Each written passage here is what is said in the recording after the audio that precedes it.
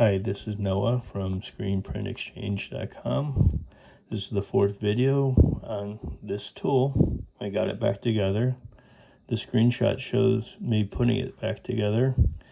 It has a swivel in it that tends to break, and at the end of the swivel are two paddles like this, and one side of it broke off. So now it does not open or close in any settings, and it is not worth buying that little part. So it is going to become scrap metal. So here's that little part. You can see it, and that's the paddle at the end of a swivel. There's on the other side is another paddle. So that's what changes it. And that's the review of this one. I'll buy more professional tools in the future. Hey, how about sending me a new one? Channellock. Thank you. Bye.